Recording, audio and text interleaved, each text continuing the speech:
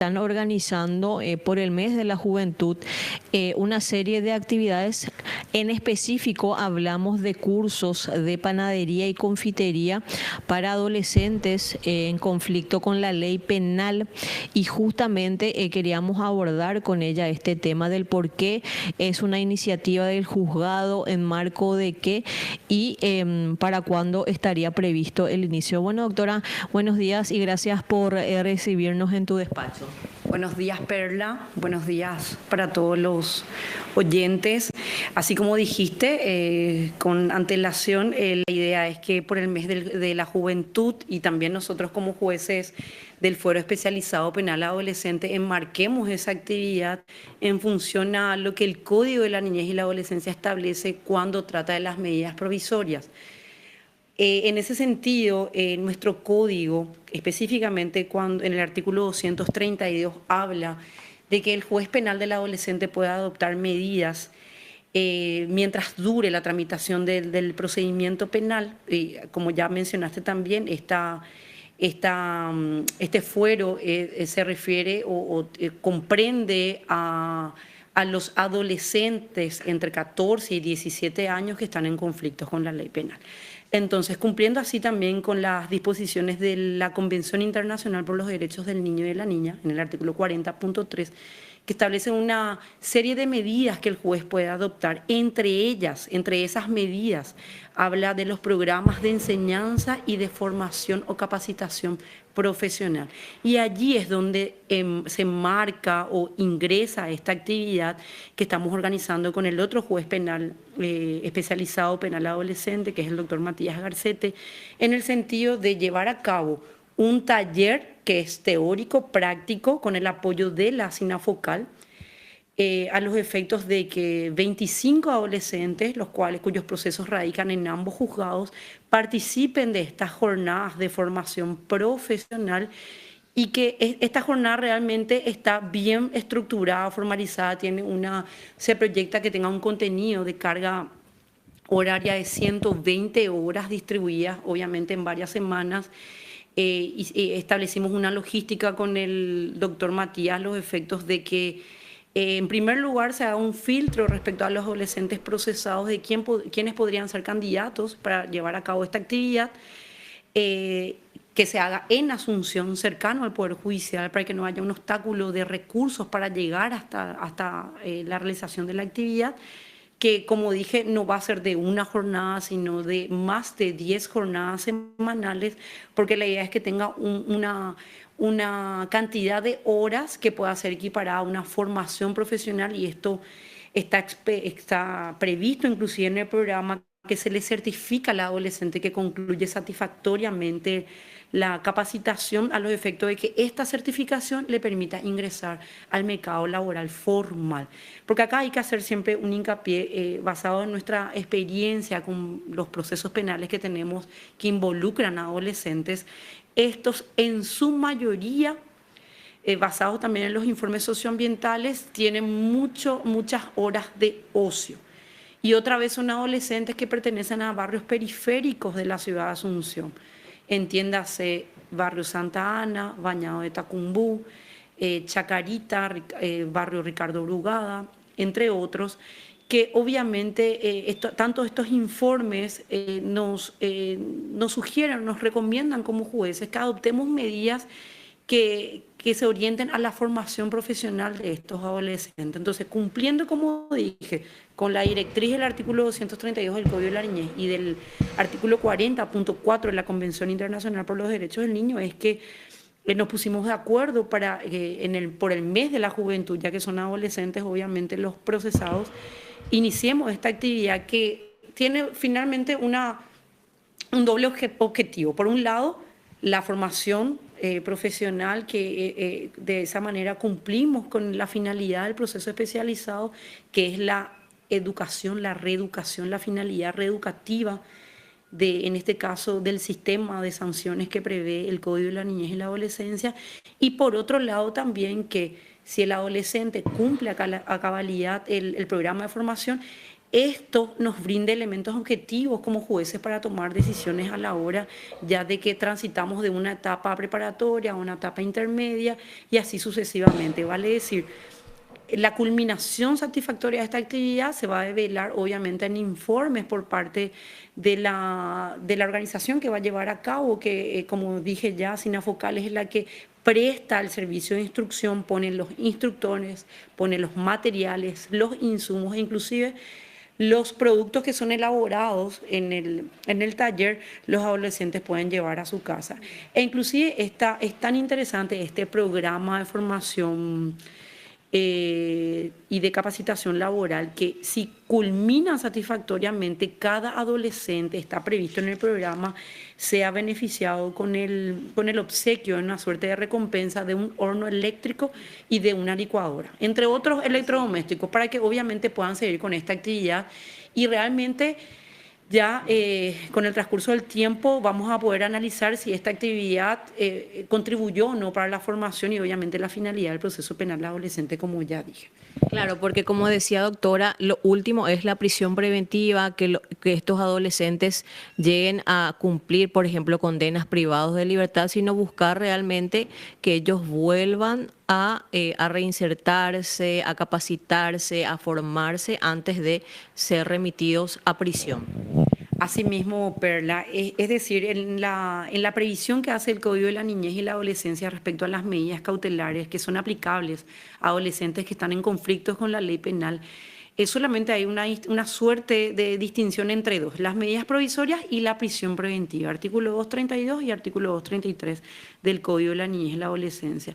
Y obviamente basado en el principio de excepcionalidad, de última ratio, de proporcionalidad, es que la prisión preventiva siempre es la última medida que con relación a un adolescente se debería adoptar. ¿Por qué? Porque siempre partimos que al ser menor de edad es a la vez un sujeto que debe ser tutelado por el Estado paraguayo. Entonces la medida de prisión preventiva, cuando ésta se traduce en el ingreso del adolescente a un centro educativo, obviamente debe ya para dictarse, sopesarse que no han funcionado las medidas provisorias dictadas, que ha fracasado o no se cuenta con el arraigo, que en este sentido no es el arraigo del Código Procesal Penal, sino el arraigo en cuanto a la contención familiar y comunitaria, inclusive socioambiental, que pueda el adolescente presentar.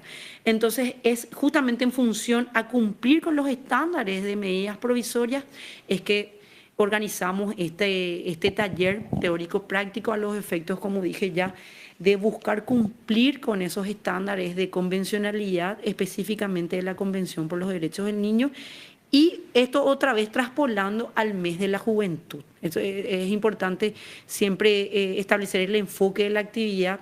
Jóvenes procesados por diferentes hechos punibles, entre ellos delitos y crímenes, pero realmente esta preselección que hicimos con el juez Garcete involucra a adolescentes que están procesados por delitos y generalmente no tienen antecedentes penales. Entonces esto también nos permite hacer una proyección de cuán exitoso podría ser el programa aplicado a estos adolescentes. Carlos, ¿alguna consulta que tengas para ponerle sistema de retorno? ¿Puedes ponerle un sistema de retorno a la doctora? Carlos, ratito. Buenos días. ¿Qué tal, doctora? ¿Cómo te va? Bien, Carlos. Bueno, quiero hacerte algunas consultas para conocer más del ámbito penal adolescente. ¿Cuáles son las causas? ¿Qué tipos de causas los que manejan?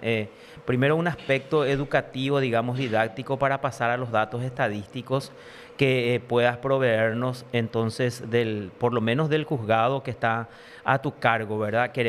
Yo por lo menos quiero entender bien el área penal adolescente, cuál es su ámbito de acción y hacia dónde apunta, digamos, el trabajo de usted. Estaba escuchando lo que le estaba diciendo a Perla, pero esta es una definición así más bien didáctica para conocer un poco las funciones de un juzgado penal adolescente.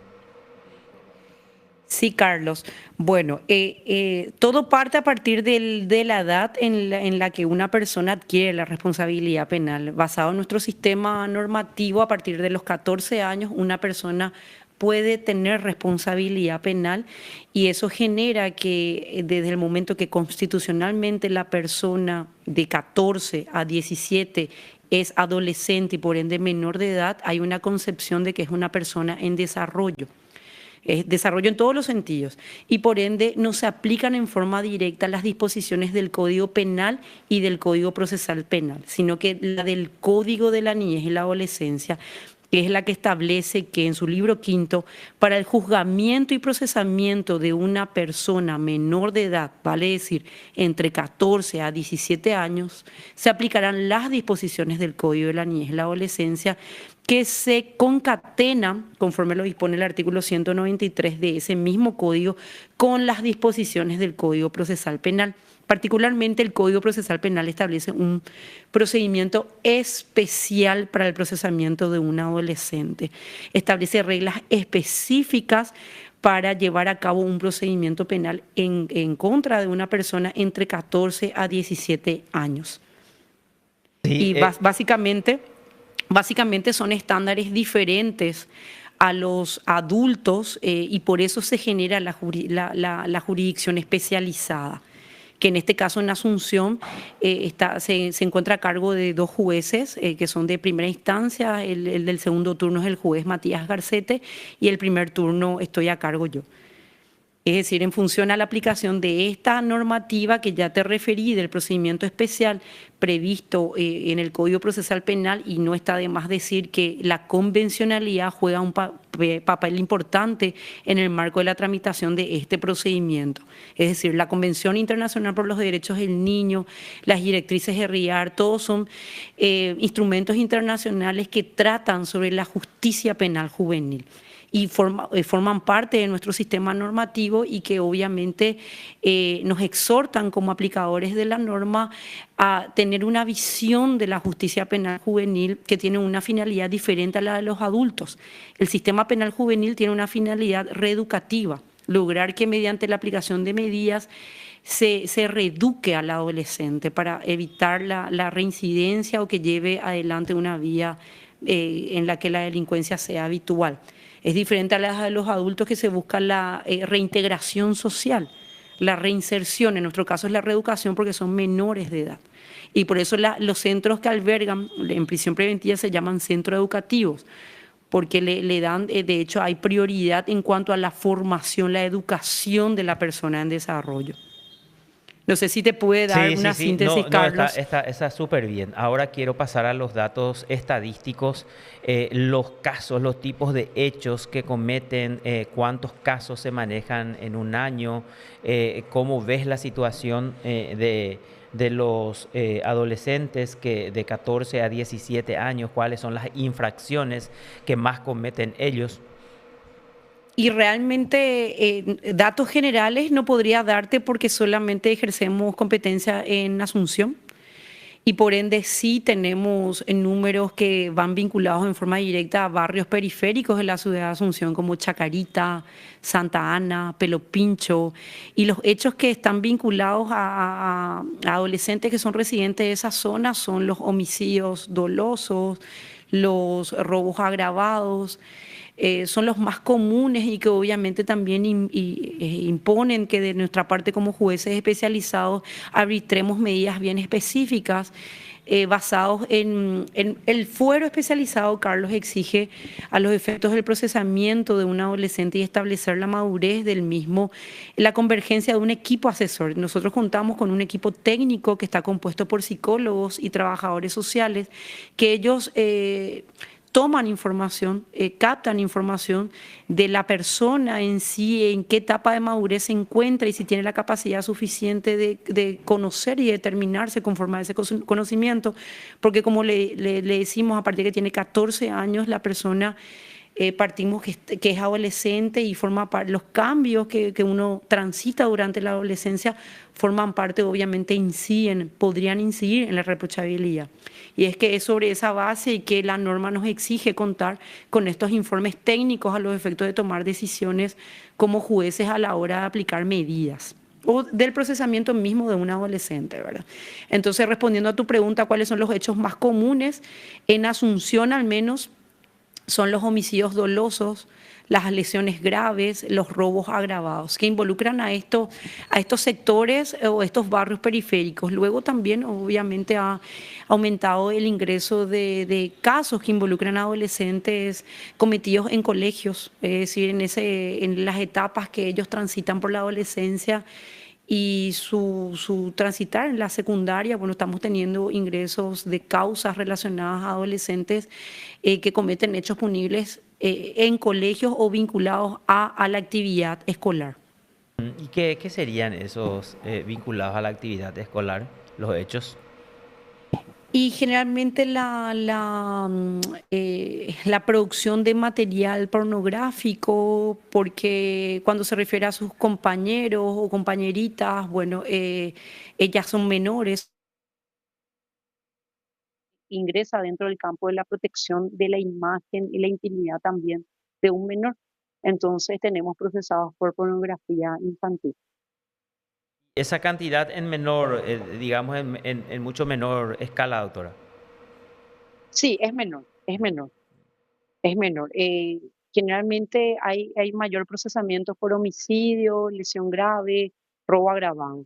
Y En menor cuantía la pornografía infantil o hechos vinculados a coacción sexual o abuso sexual, cuando son los involucrados los adolescentes. Hago esta aclaración, ¿verdad? eso es muy importante, pero los otros hechos que mencionaste y que se da en alto índice, homicidios, lesiones graves Sí. y robo agravado, son hechos punibles muy fuertes. Sí, sí, sí. No, no, El marco penal en este caso está establecido en el Código de la Niñez y la Adolescencia. El artículo 207 del Código de la Niñez establece que para los crímenes la sanción a medida privativa de libertad es de hasta 8 años. ¿Y por qué crees? Porque si estamos hablando de homicidios, de robos agravados, así como se dice y se confunde incluso entre la gente entendida, son hechos punibles cometidos en su mayoría por mayores, ¿verdad? Y como decía un legislador, ¿por qué le vamos a sancionar? Pero esto traigo nomás a colación. ¿Por qué vos crees que estos hechos que son, reitero, que son crímenes, se dan bastante entre los adolescentes de esas, no sé si llamarles zonas marginales ni barrios marginales, pero esos barrios periféricos, doctora? Y basada en la experiencia o en los casos que procesamos aquí, son chicos que provienen de familias disfuncionales o están en situación de abandono y obviamente fácilmente influenciables por adultos. Es decir, la mayoría o no tiene papá, son hijos de madre soltera, la madre trabaja todo el día, el chico luego ya presenta una deserción escolar, vive con lo justo, y son obviamente estos escenarios sociales son aprovechados por los adultos que de alguna manera influencian nocivamente al adolescente y de esta manera lo llevan a la realización del hecho.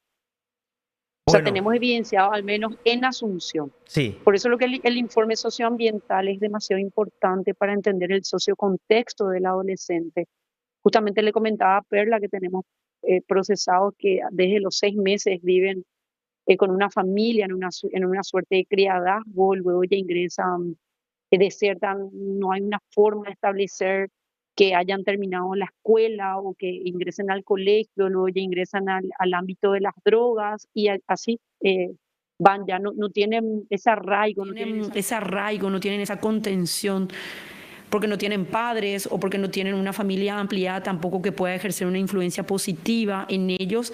Y obviamente hoy día con esta generación digital hasta son influenciados por el TikTok. O sea, a ese nivel llegamos de no hay padres, no hay tíos, no hay abuelos detrás, sino que hay un TikTok que está ejerciendo influencia sobre el adolescente. De estos barrios periféricos de Asunción, ¿verdad? Y también me limito a Carlos a dar la opinión en base a los procesos que no nos corresponde juzgar, ¿verdad? Y Por eso, como dije, es muy importante el informe psicológico respecto a la madurez que presenta el adolescente ante el hecho en sí y el informe socioambiental.